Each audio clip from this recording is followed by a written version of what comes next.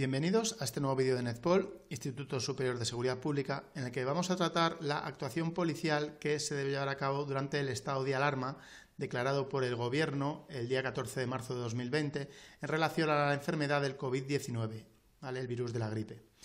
Este vídeo lo grabamos con fecha 15 de marzo de 2020. Puede sufrir modificaciones porque se puede prorrogar el estado de alarma, ¿vale? O puede que se decreten nuevas medidas. Pero a fecha de hoy el vídeo está completamente actualizado y, como decimos, va a tratar la actuación de la policía, de las fuerzas y cuerpos de seguridad durante el estado de alarma por el COVID-19 decretado por el Gobierno de España.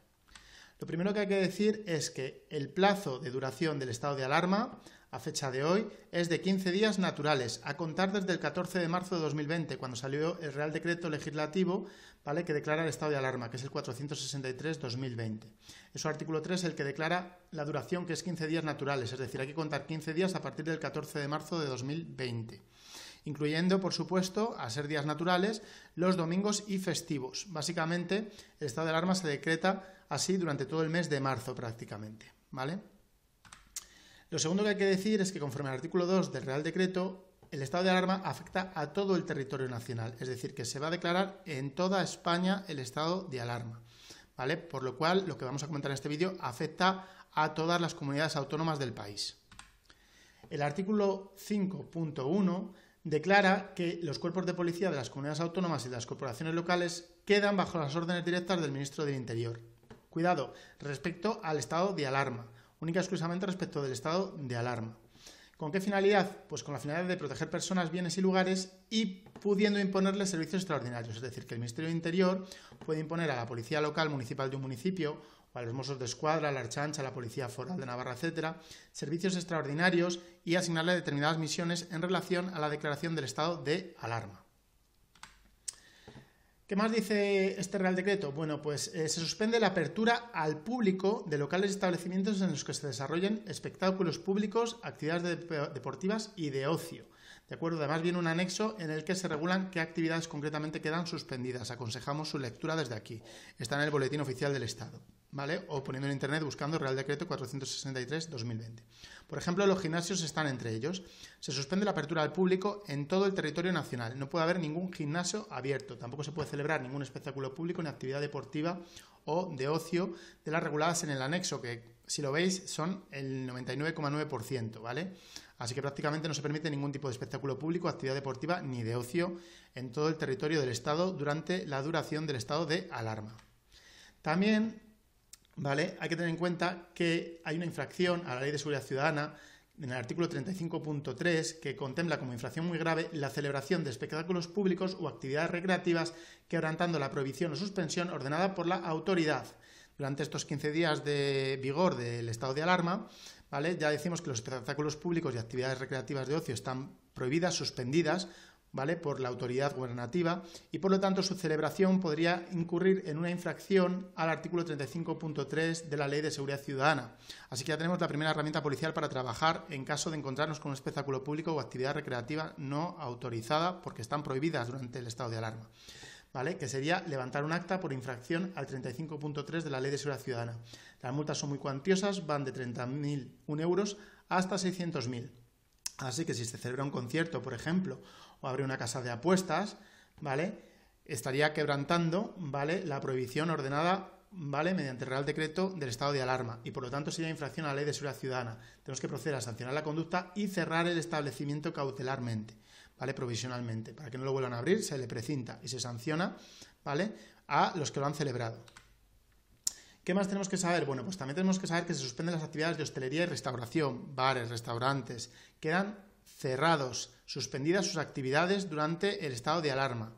Y además, eso sí, se permite que se preste la actividad de hostelería y restauración mediante exclusivamente entrega a domicilio. Es lo único que está permitido, ¿vale? Si un restaurante o un establecimiento de hostelería quiere abrir, ¿vale?, puede abrir y cocinar, pero no puede abrir al público. Simplemente, ¿para qué? Podría abrir y cocinar para entregar a domicilio los pedidos, pero no pueden abrir al público porque quedan suspendidas sus actividades por el Real Decreto del estado de alarma. También se suspenden las verbenas, desfiles y fiestas populares. En general no se quiere que se junten las personas para que el virus no se propague, ¿vale? Entonces, todas las verbenas, desfiles y fiestas populares quedan también suspendidas, ¿vale?, por el Real Decreto que regula el estado de alarma.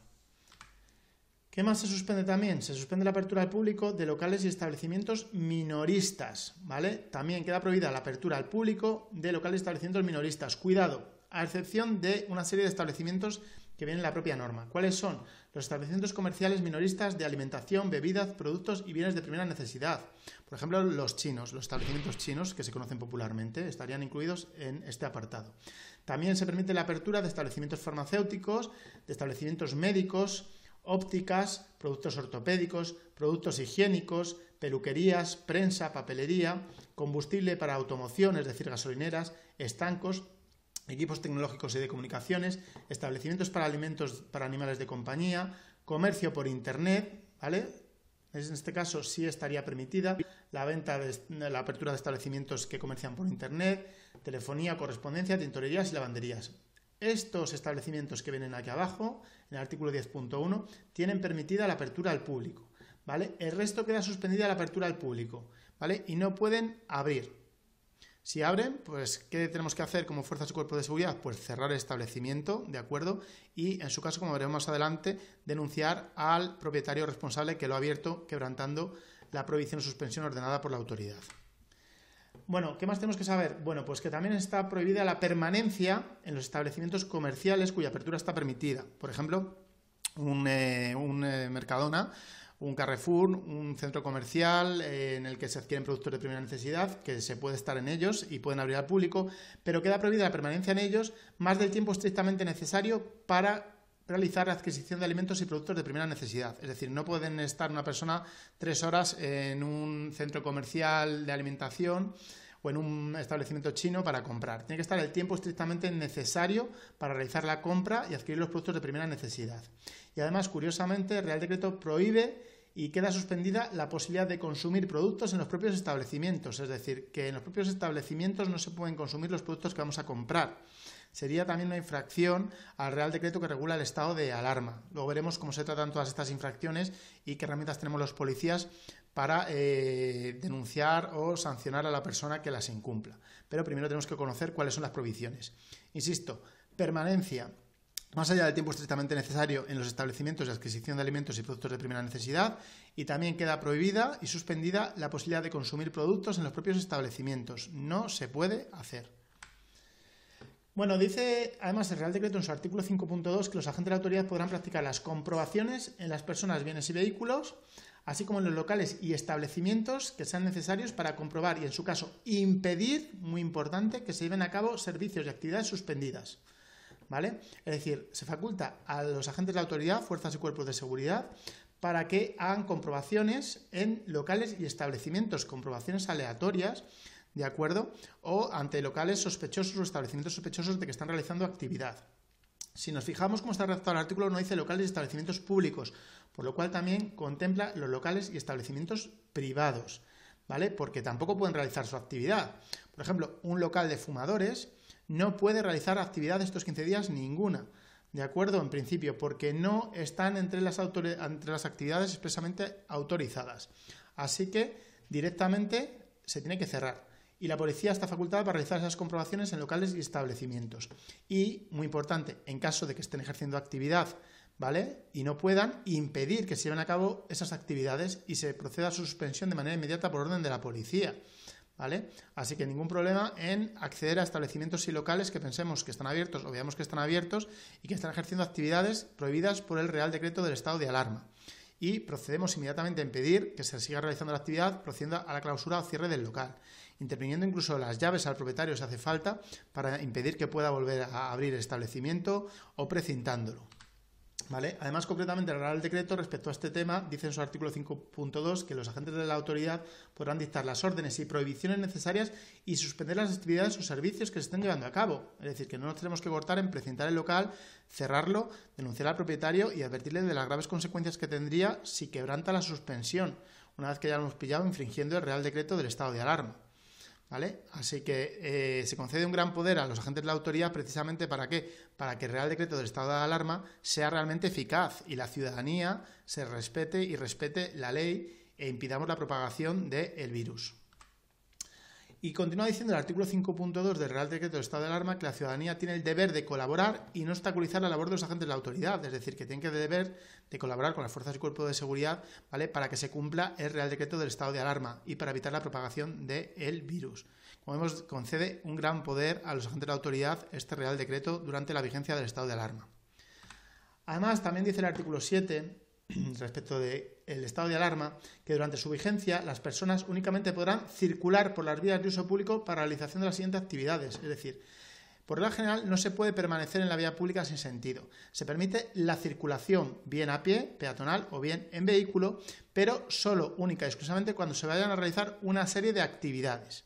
Lo de la permanencia es importante porque en principio permanecer en la vía pública por sí solo no estaría permitido, solamente se puede circular por la vía pública, a realizar unas actividades.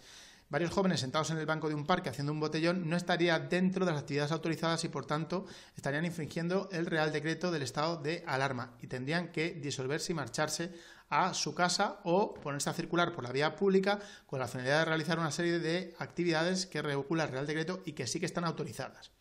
Bueno, ¿cuándo podrán los ciudadanos circular por las vías de uso público para realizar unas actividades? Bueno, pues cuando su finalidad, la finalidad de circular, venga orientada a adquirir alimentos, productos farmacéuticos o productos de primera necesidad, ¿vale? Se puede circular por la vía pública, en vehículo o a pie, para acudir a adquirir alimentos, productos de farmacia o productos de primera necesidad. También se puede cuando la finalidad sea ser asistido en centros, servicios y establecimientos sanitarios, evidentemente para ir al médico o a una cita con el especialista médico que tengamos.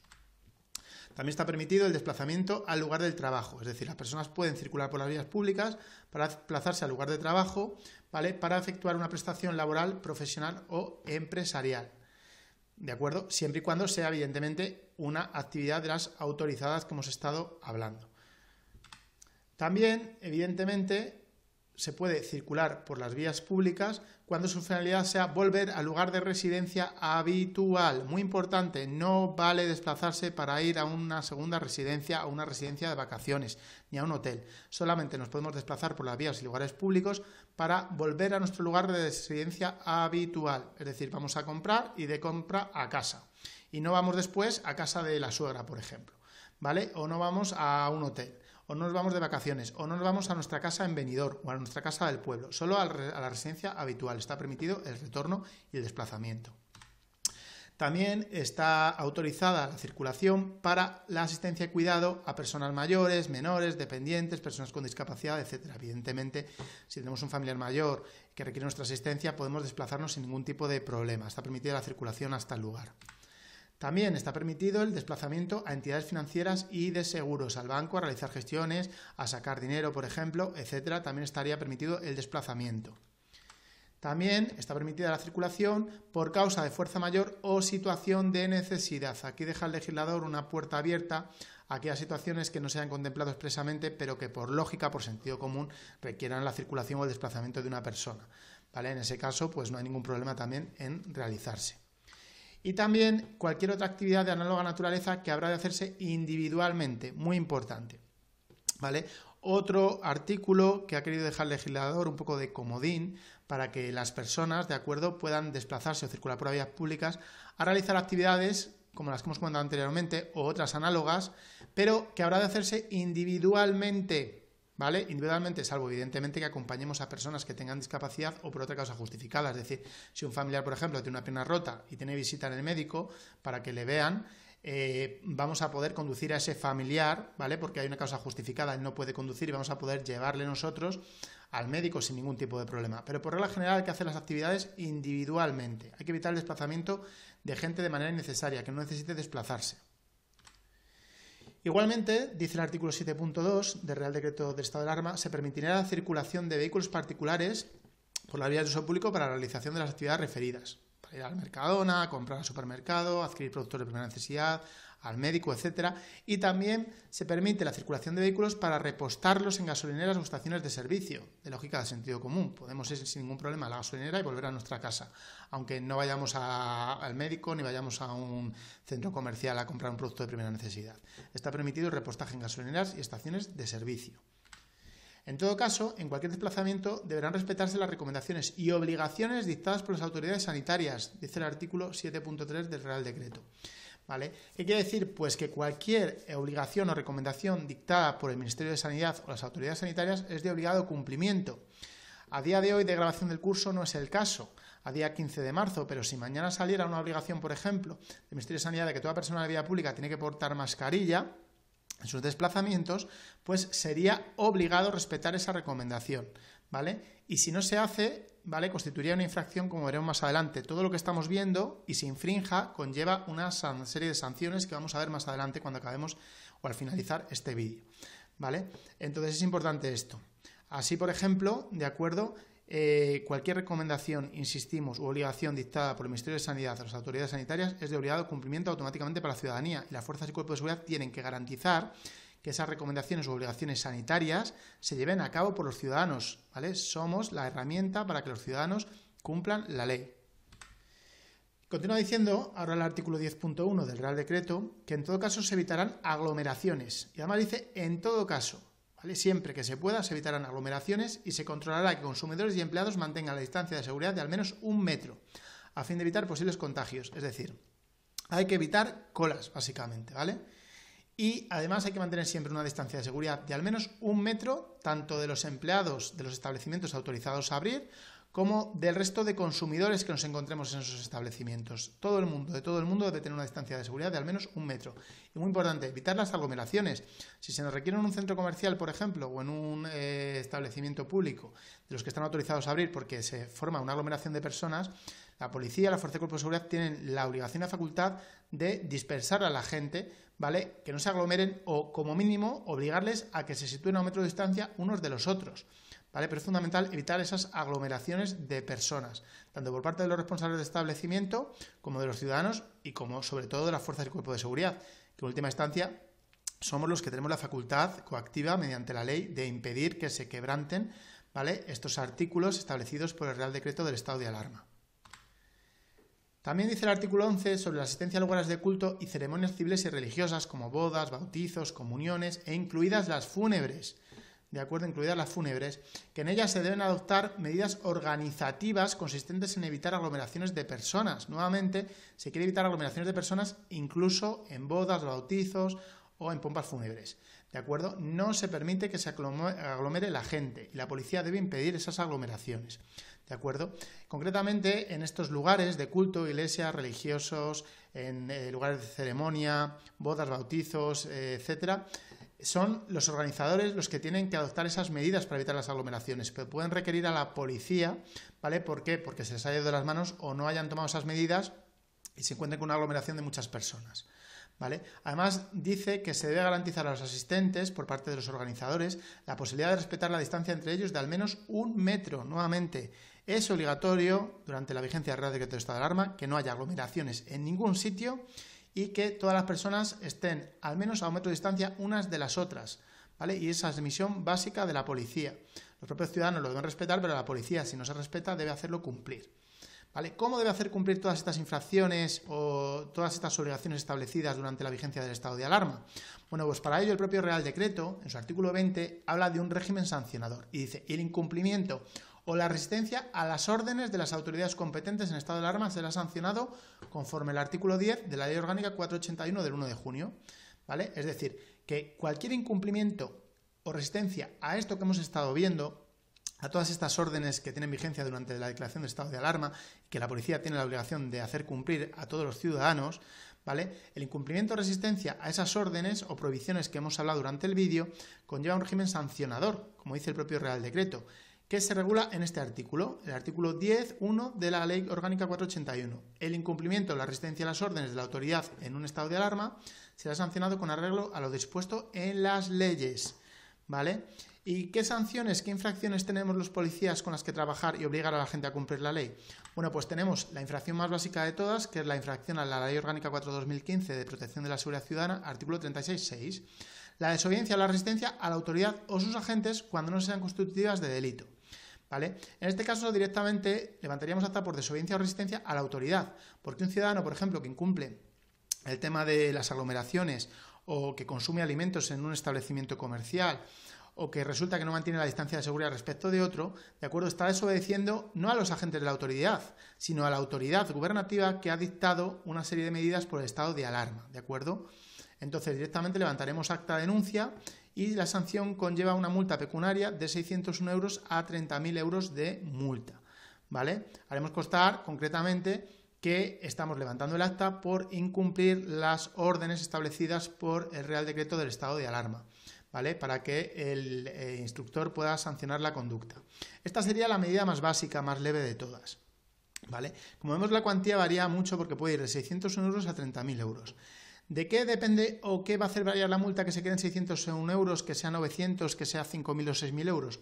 Pues va a depender de la conducta del sujeto a la hora de infringir el Real Decreto del estado de alarma y de los perjuicios ocasionados. Concretamente, tenemos que saber que la Ley de Seguridad Ciudadana, por la que se va a sancionar estas conductas, en su artículo 33 habla de la graduación de la sanción. Y dice concretamente que el instructor va a valorar la entidad de riesgo producido para la salud pública, por ejemplo.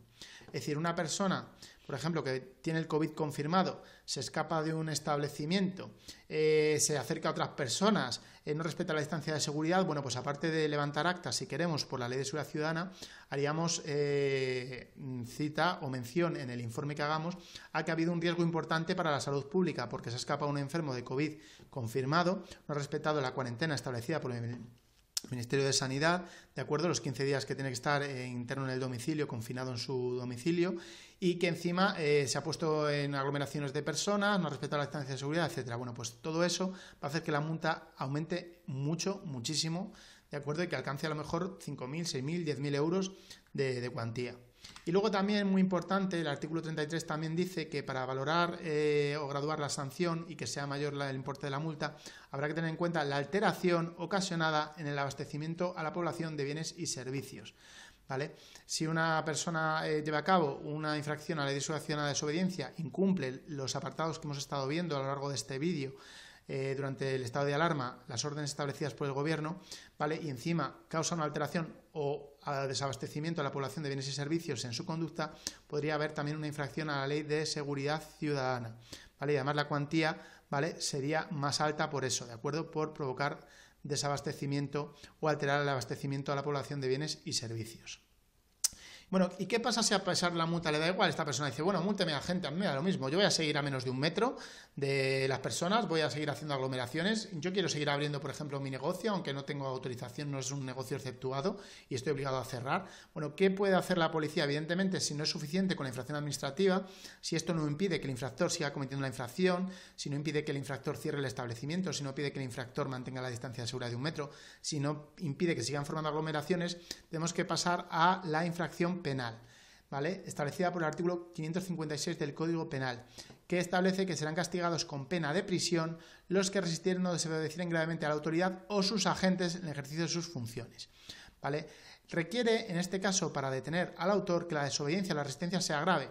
Es decir, que si esa primera infracción administrativa no ha servido para nada y el ciudadano sigue incumpliendo de manera constante, reiterada, recalcitrante, obstinada y persistente, sigue incumpliendo constantemente las órdenes de los agentes de la autoridad para que mantenga la distancia de seguridad, para que no forme aglomeraciones, para que un titular de un establecimiento cierre y suspenda la actividad porque no está autorizada su actividad durante la prórroga de la vigencia del estado de alarma.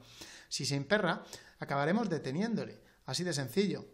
Evidentemente, una persona que, pongamos varios jóvenes haciendo, por ejemplo, un botellón en un parque, ¿vale?, está permitida la circulación, pero no está permitida la permanencia en vías públicas, y menos para hacer un botellón, que en sí ya es una infracción. Se les ordena que se disuelvan y dicen, no, a mí múltenme, pero yo no me voy de aquí con mis colegas, quítenme el alcohol si quieren, pero yo no me marcho. Bueno, pues si persiste en su actitud, aparte de la infracción administrativa de desobediencia, pues habría que acabar deteniendo a estas personas, evidentemente, ¿vale? No se puede dejar que la gente incumpla las órdenes establecidas por el gobierno en estado de alarma, ¿vale? Y el hecho de sancionar o multar la conducta no es suficiente para que cumplan la ley. Si, a pesar de sancionarles, insistimos, no acatan nuestras órdenes, pues habrá que proceder a detenerlos. ¿Por qué? Porque entonces ya la desobediencia y la resistencia entenderemos que es grave, ¿de acuerdo? Lo que viene a decir la jurisprudencia que cuanto más continua, recalcitrante, terca, obstinada y persistente sea una conducta de desobediencia, más entrará en la vía penal. Y en estos casos, ¿de acuerdo?, no hay que cortarse. Se le advierte de que su conducta es una infracción, si desobedece, infracción administrativa, y si después de la infracción administrativa continúa desobedeciendo y no nos hace caso, acabará o tendremos que acabar procediendo a su detención por un delito de desobediencia o resistencia grave a la autoridad o a los agentes de la autoridad. ¿Vale? También hay que tener en cuenta, finalizando la exposición, que el Real Decreto de Estado de Alarma regula el carácter de agente de la autoridad de los miembros de las Fuerzas Armadas. En estado de alarma, el Ejército, de acuerdo, puede colaborar en el mantenimiento de orden público y lo mismo, pues es fácilmente que se pongan a establecer controles en carreteras o a cortar determinadas vías. Entonces, el Real Decreto establece que los miembros de las Fuerzas Armadas, en el ejercicio de las funciones previstas en este Real Decreto, tendrán carácter de agente de la autoridad. Es decir, si mañana, por el motivo que sea, el gobierno decide sacar el ejército a la calle para asegurarse que se suspenden actividades en establecimientos o que la gente no se concentra en la calle y no permanece en la vía pública, tendría el carácter de agente de la autoridad. Así que no hay que sorprenderse si mañana se presentan un grupo de militares en una comisaría porque traen a una persona detenida por un delito de desobediencia y resistencia a agente de la autoridad. Porque durante la vigencia del estado de alarma y en el cumplimiento de las misiones previstas en el Real Decreto del Estado de Alarma, tienen la condición de agentes de la autoridad. ¿Vale? Y un pequeño bonus, al finalizar este vídeo, queremos recordar a todos los alumnos de NETPOL que el artículo 235.1 del Código Penal castiga el hurto con pena de prisión e independientemente a la cuantía del hurto cuando se trate de cosas de primera necesidad y se cause una situación de desabastecimiento. Es decir, que si nos encontramos que, por ejemplo, se produce en una superficie comercial un hurto de carnes, de productos de primera necesidad, y ese hurto va a causar una situación de desabastecimiento en ese centro comercial o en la zona en la que ese centro comercial o establecimiento, de acuerdo, presta su servicio a la ciudadanía, podemos considerar un delito de hurto cualificado del 235.1 del Código Penal, hurto cualificado. E independientemente de la cuantía del hurto, pongamos que han hurtado de esta estantería todas las bandejas de pollo que había y que el hurto asciende a 300 euros. Sabemos que en principio diríamos, bueno, es un delito leve, no alcanza los 400 euros, perdón, no supera los 400 euros, por lo tanto es un delito leve, error. ¿Vale? Al haberse llevado todas las bandejas de pollo del establecimiento, ha causado una situación de desabastecimiento de cosas de primera necesidad, productos de alimentación concretamente. Y lo ha hecho hurtándolos, no pagándolos, con lo cual aplicamos el 235.1 del Código Penal y esa persona se viene detenida. Hay que evitar de esta manera las situaciones de pillaje, ¿vale? De la gente que va a aprovecharse y encima de que van a hurtar y llevarse un producto sin pagar, van a causar un desabastecimiento de los consumidores reales que sí están dispuestos a pagar por el producto, ¿vale? Así que esperemos que este vídeo os haya gustado. Si queréis más información, tenemos un curso de intervención policial frente al COVID-19 en NETPOL. Podéis verlo en netpol.es/curso 187. Metiéndose en esta dirección web, podéis acceder al curso y ver la información del mismo. Es un curso muy económico, son tan solo 12 euros. Lo hemos sacado ante la situación de urgencia y falta de formación e información a nivel policial en la materia. En este vídeo encontráis ya información, pero este curso está mucho más ampliada, incluido medidas de seguridad, como desinfectar los utensilios, el vehículo policial y otra información.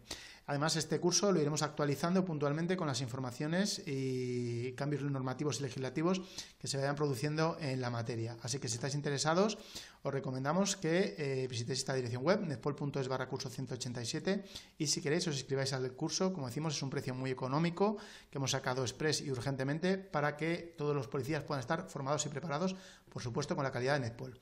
Muchas gracias a todos por vuestra atención, esperamos que el vídeo os haya servido de ayuda y como siempre nos vemos por las calles.